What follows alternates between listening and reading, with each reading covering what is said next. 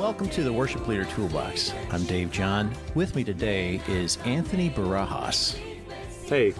We are talking today about his role in the Messianic congregation of where in Alabama? Dothan, Alabama. Very southeastern, right in the corner. All right. I got to visit Anthony's church last year, and it was a really embarrassing experience because I didn't know what I was doing. This is a funny story. So I get up to use the bathroom, and then I see Anthony's father, who's standing at the door, turn around from me and put his face in his hands.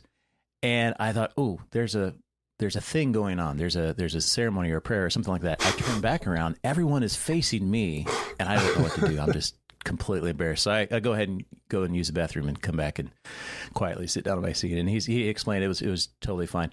But the actions, the activities that happen in a Messianic church are fascinating. Tell us a little bit about those activities. Yeah, so I guess the first biggest difference in a Messianic fellowship or congregation, whatever you want to call it, is we meet on Saturdays. And something that's a little bit different right away, like you were talking about with the, covering your face with your hand, that's a certain prayer that we do called the Shema prayer. And that's it's an old tradition. And the reason we do that is basically covering your eyes and focusing your entire attention on what you're praying. It's kind of like how in American culture, we have the same thing where, you close your eyes, bow your head, and you fold your hands together, like to basically prevent any distractions from getting into your prayer. It's the same concept. It just looks a little bit different. But we have a lot of very old school traditional type things that we do. And one of them is a dance team along with the typical worship team that we have. And that's a little bit strange. I remember the dance team. Yeah. Like in a circle. Mm-hmm. And sometimes you have a circle within a circle. Yes. So that's a style of dancing called Davidic dancing. Davidic based on like King David in the Bible. It's a very old style of dancing where everyone gets in a circle and they have a pre-planned, like practiced routine dance that they do to a certain song. And they're all synchronized. And if the circle gets too big, if there's too many people, then they have to have a smaller one inside. So it's a really cool thing. It looks very nice and, I guess, rehearsed. What about some of the other prayers besides the Shema? Did I pronounce that right? Shema prayer, yes. So I guess that's kind of a weird name, the Shema prayer, but it's because a lot of the prayers we do in our congregation are in the Hebrew language, which is the language that the Jewish people speak. And like a lot of these prayers are centuries old. Some of them go back all the way to the time in Egypt, whenever the Israelites were crossing over the Red Sea. We have one called the Mi Chamocha prayer, which translates to who is like you. It's actually pulled straight out of scripture, but it's in the Hebrew language. We have it up on a screen and we rehearse it in Hebrew and then we say it in English so that we all understand what we're saying. So it's a little bit strange, a little bit unfamiliar to come into a place and everyone's speaking a completely different language that is barely spoken in America. I find it fascinating and beautiful. Mm-hmm. It was great. Now, you were not the worship leader back when I visited. You were I remember seeing you on the team. Mm-hmm. Some of the songs were somewhat familiar. I remember a couple of modern worship tunes. Where do you pull mostly from, as the leader, pull from the resources? Do you have songs that people in congregation have written? Do you write songs, or do you pull from a specific brand like Hillsong, Elevation, that type, or just anything? Yeah, so we have about 2 or 3 folders full of songs that we are familiar with and that we know. And the way we got those songs is, I guess the process of selection is if there's a song that someone listens to that they really like, or if, one of us likes a song and we have it in mind and we want to do it at our church, then they send it into the worship leader, which would be me.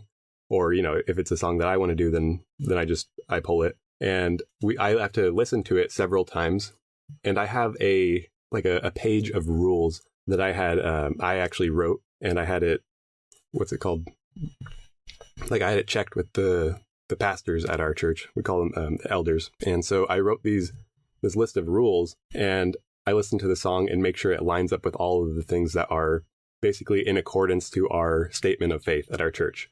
And if it is, like if it's all good and clear with that, then we can go ahead and try it on Wednesday night, which is our practice night. And from then on, if the song is actually like, if it's perfectly fine scripturally and everything like that, but it's just really difficult to play, we may not do it, because we also have to count in the fact that there's a dance team that goes along with it. So if they have a song that's just really difficult to dance to, or if there's one that's difficult for instrumentalists or, vocals, then we may just nix it. But if not, then we go ahead and practice it on Wednesday, and then play it on Saturday morning for the service. So as you said, difficult for the dancers. I'm automatically picturing, do you know Keith and Chris and Getty, the Getty's music? I believe I've heard the name, but I'm unfamiliar with it. I like to pick on them. I really like it. It's Celtic, it's Irish, whatever you want to classify it as. They're from Ireland or Scotland or something. Mm-hmm. But the time signature is, it's either in a, like a strange time signature, or you have a measure 4/4, then a measure 3/4, then a measure 4, something like that. And I couldn't even imagine trying to get a dance team coordinated to one of their songs. Oh man, yeah. Not really a dancing music unless, well, I don't know, maybe unless you're Irish and you're doing an Irish jig kind of dance or something. Maybe that works. We have an issue with that actually. Whenever we were doing Wednesday night practice, a lot of the dancers, because they have to create a dance in one day, which is incredibly difficult, and they have to synchronize it and all learn it together, and then they have a couple times to practice it, and then we do it on Saturday. But a lot of them, if there's a really fast song that we have and it's like really fun and like we're all pumped up and all the instrumentalists are wanting to play fast, and the dancers, they're winded, like out of breath, and they're like, hey, can you guys please just like slow down? We can't handle it. Oh man, I love the idea that dancing is not just this sporadic thing. Sporadic is fine if people want to dance in church, but that it is structured, it's organized, it's on purpose, and it's for the glory of God. Yeah. And all those things are they stand alone. That's the purpose. That's good. But as an additional thing, you get some cardio. Yeah. You get some workout. Yeah. And I think that's a beautiful thing, that everything that God has for us is multi-purpose. Mm-hmm. I know that you follow some of the dietary laws. I think, so any kind of dietary laws that people kind of adhere to, whatever, there's a purpose for that. There's the spiritual thing of saying, hey, we're being set apart from the world. But then there's also practical, it's not good for you to eat this, drink this, whatever the case may be. Always multi-purpose. And I really appreciate that. Yeah, definitely. And I could stand to do a little dancing myself. Yeah. But with the dance team, it's the style of dancing we do is a very like simple, modest and humble, but elegant. And it's all synchronized to kind of, it's like, the way they describe it is it's practice for how the coming of God's kingdom will be very, orderly and not chaos. And community. You all are in a circle. You're usually holding hands or have your hands up against each other's hands, different forms of that. And it's absolutely community. There is no one person that's the star of the show. Yeah. And it's in a circle. Country line dancing, that's, you're sort of dancing in community and that kind of stuff, but it's all in one line. Yeah. And it's facing outwards, and it's usually people want to show off or whatever. But this circle idea, it's a very welcoming concept. I really like that. Yeah, it is, and it's especially fun whenever you're in the circle and you can look around and you can see everyone laughing and see them just enjoying themselves, because it is actually really fun to get in there and dance. It may seem a little bit scary at first, but once you get the hang of it, it's quite enjoyable. It's scary to me. I don't dance. I don't even. Any kind of dance, it's a little bit scary, but I'm open to. Next time I'm down there, maybe on a Tuesday afternoon or something. Not any time during the service, but maybe you want to show me how to do that. That'd be great. Yeah. So you play guitar and you lead, and tell us about how you structure your team, how you organize them, how you lead them. Yes. So the way, I guess, what we focus on, absolutely most important is making sure that everyone is in the correct mindset and that their heart is in the right place for doing worship first. And then once we're like, okay, you're here for the right reasons, now we can focus on your, instrument capabilities. Because honestly, I would rather have, this 14-year-old kid that played kazoo, but he played it with his whole heart, than somebody who was, a professional rock star guitarist who was just there for the music. But with those people, because everyone in our worship team is, volunteer. So nobody's getting paid and nobody's professional, like not even me or anything. But I actually play a few different instruments, and I play the guitar and also piano. We have a pianist on our worship team, and I play harmonica, and we also have a cajon, that little wooden drum box. I actually played that for about a year before I was the worship leader. So anybody that's in those positions and needs help with something, I can go over there and, show them just a very simple, like, okay, first you need to get down rhythm, or first just do these chords or something like that. And then gradually, once they get good at that, like start incorporating more stuff. Mm-hmm. Well, I've got an accordion that's been sitting right over there for a while, and my father-in-law gave it to me. It's a really nice accordion, and it's not being used. And if you want it, I would love to just give it to you with permission of my wife. It's kind of ours. So I have to talk to her about it. But I would love to see accordion being used in that style of music. I think it would be awesome. Would be super cool. Yeah, we have a couple of songs that have accordion in them that we have not actually played, but it would bump it up quite a few notches. I have an accordion myself, but I'm not great at it. Yeah, we'll get there one day. Okay, awesome. So a lot of us worship leaders have a kind of a broad spectrum of what's out there, which flavor and which record label is putting out what kinds of music and different things. I mean, there is some smaller local guys writing some things. But what I want to hear from you is, what is something specifically messianic in nature, maybe not even in English? What are some resources that some people can look up and experience some of this specifically messianic music? Joshua Aaron, he's actually really popular. Yes. Yeah, Joshua Aaron is great. We just did a Joshua Aaron a couple months ago. Oh, wow. Okay, yeah. So you're very familiar with him then? Oh, Leanne loves him. She belonged to a Messianic congregation years ago, and she still observes a few things, and we have a bunch of Hebrew on our walls and different things. So, yeah, well, he's great. He's that's probably the first guy we started listening to when we came into this, because he's very I'd say he probably does half and half English and Hebrew. It's very high quality music, and it's very easy to listen to and sing along with. And sing unto the Lord a new song for what He's done. He's made known to us His salvation. Make a joyful noise, oh, the earth. Break forth in joyous song. Sing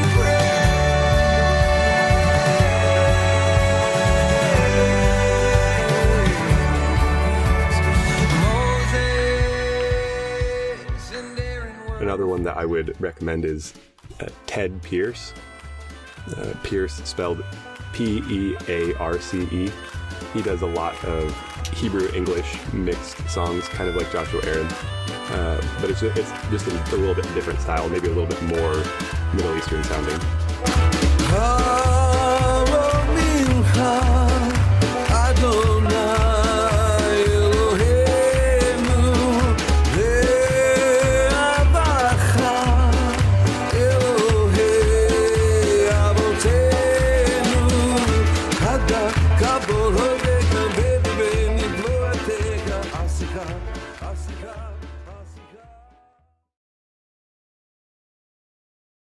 In everyday life with a worship leader, you have some ups and downs. You have some really awesome times. You have those times where you trip and step on your own cable and it rips it out of your guitar and all those kinds of things. Do you have any stories of the highs, the lows of your experience?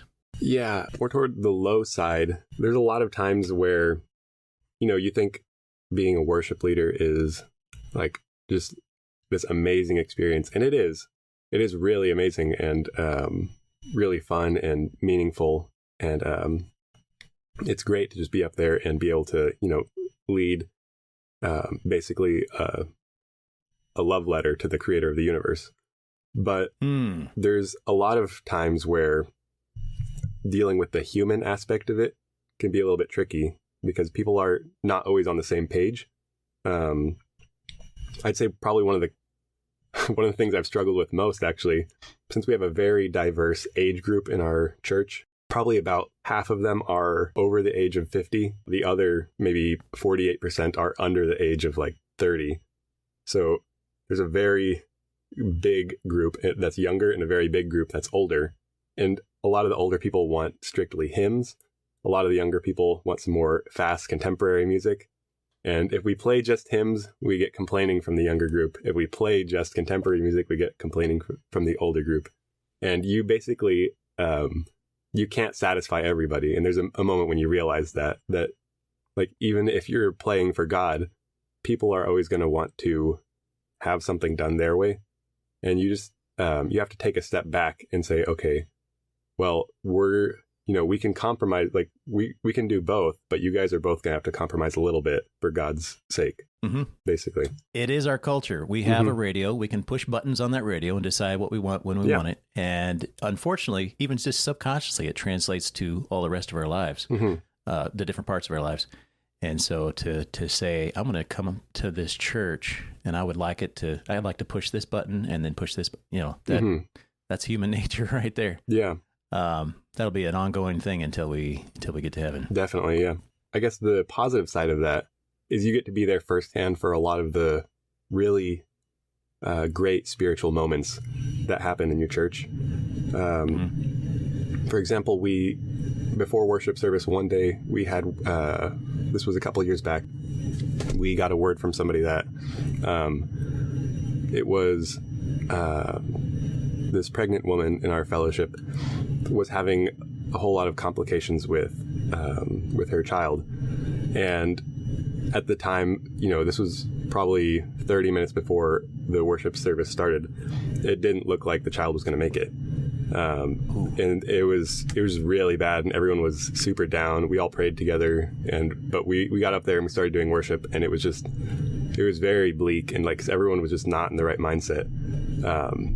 And so there were several people who in the audience who started praying out loud, and then somebody got a text saying that the pregnant woman had just gone to the doctor, and the doctor checked everything out and said, like, everything looks perfectly fine. The baby is perfectly healthy. Man. And like, it was while we were worshiping. And so we all just stopped, and everybody in the crowd cheered, and we just started playing. Like, it felt like every single person in the room, like, completely renewed their spirits and everything. Yeah, it was amazing. Beautiful. I love that. Yeah, it's there's definite lows, but definite highs of all of it. Tell me something about the structure. For example, our service, it's play one song, have some announcements, play two more songs, then they have a time of prayer, the service, the sermon, and then one song at the end. And then if there's communion that Sunday, it's another song for that. It's pretty much just 4 songs per Sunday in a particular place. How do you structure yours? Okay, so we start up service, or at least we try to start up service as best as we can at 10:30 a.m. every Saturday morning. And how it starts is all the worship team goes up there. One of the elders comes up there and they welcome everybody in. They greet them and just get everybody in the room. And then we start up with worship. He gives a prayer, and then we start up with worship. And we play our songs that we had chosen for that week, which is usually around 5 or 6 songs, and it ends up being about 30 minutes long. And we just do a continuous 30-minute worship set. And if one of the worship members has a message or wants to read a passage from Scripture halfway through them, they can just do that, and we'll just play instrumentally.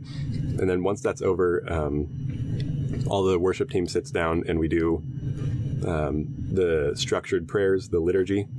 And that one isn't, it's not incredibly exciting, but it's just very like synchronized praying together, which is very nice. Then there's the teaching, and then right after the teaching,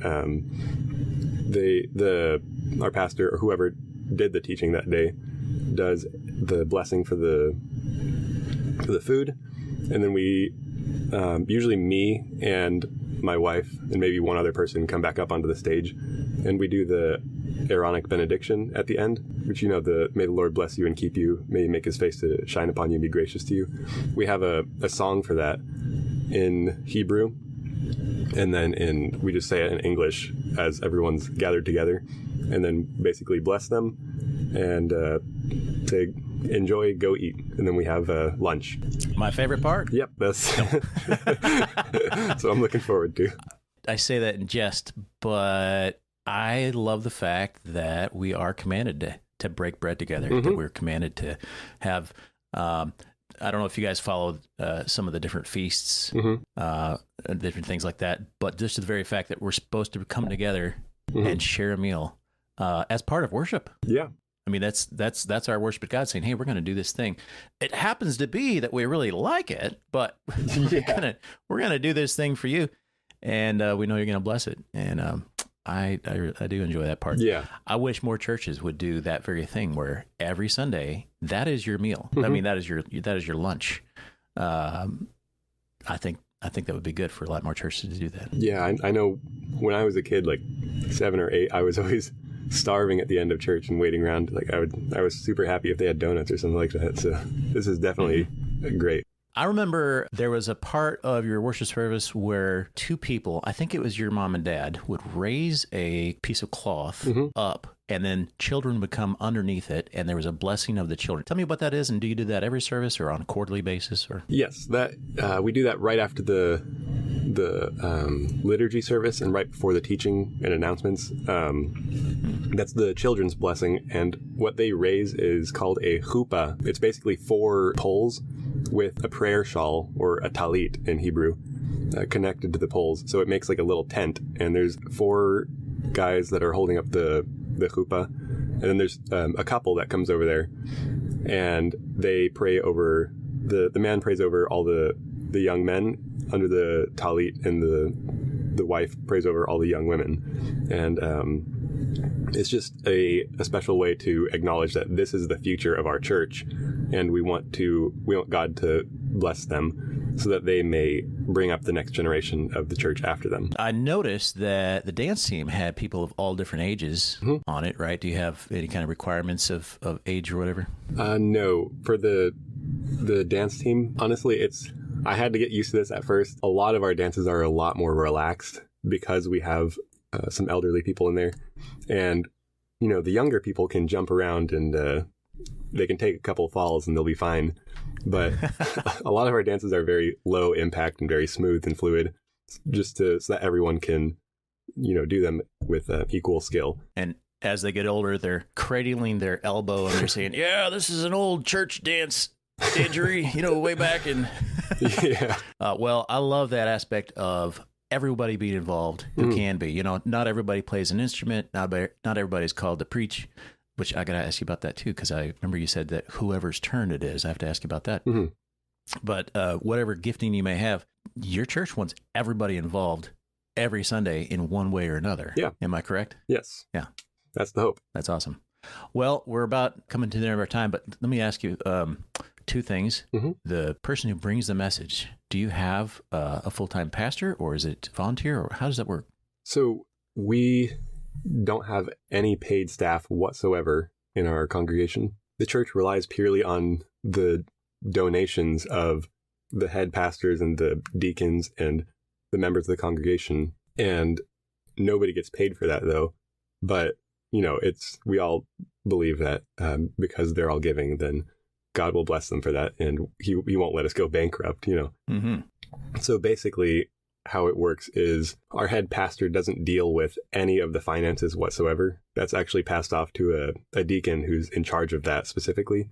And that's just so he can keep accountability and, nobody can blame him for embezzling or anything like that. So he doesn't even know what happens to the money or anything like that. And everyone pretty much goes in, does their job, and goes out, and we always have enough money to maintain what we need and get things done. We can bless people with things, like we can buy people cars or send donations to other churches or people in need. And it's always worked out so far. That is wonderful. Mm-hmm. I know that you're a young worship leader. Did you say 20? Yes. But I also know who you are, and I know who your parents are, and I know that you have a lot of wisdom for a young person. And so I'd like you to end us on some kind of wisdom for other worship leaders that would benefit from. Okay, yeah. So I think this would have helped me the most when I was starting out. It took me a long time to realize this, but I have two thoughts. One that's more of kind of on the negative side and one that's on the positive side. I'll start with the negative and saying that really being a worship leader it's about 25% praising God and 75% dealing with human issues. And it doesn't just end after worship practice and the service. You have to constantly deal with situations and stress throughout the week. So the best advice I'd give for that is to surround yourself with older, wiser people than yourself that you can ask for help and their support. And if someone has a problem that you can't figure out, then get a couple of their opinions and just take a breather, take a step back, and don't try to take everything head on by yourself.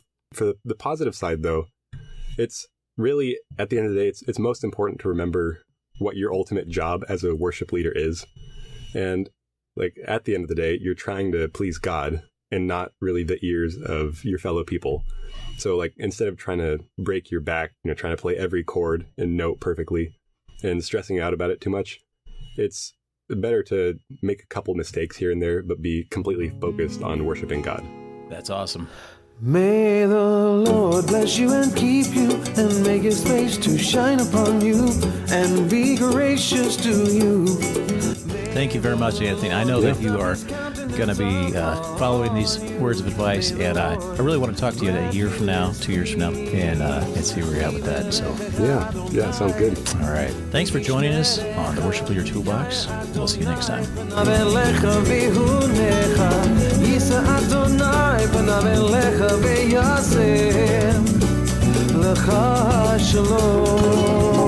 May the Lord bless you and keep you, and make his face to shine upon you, and be gracious.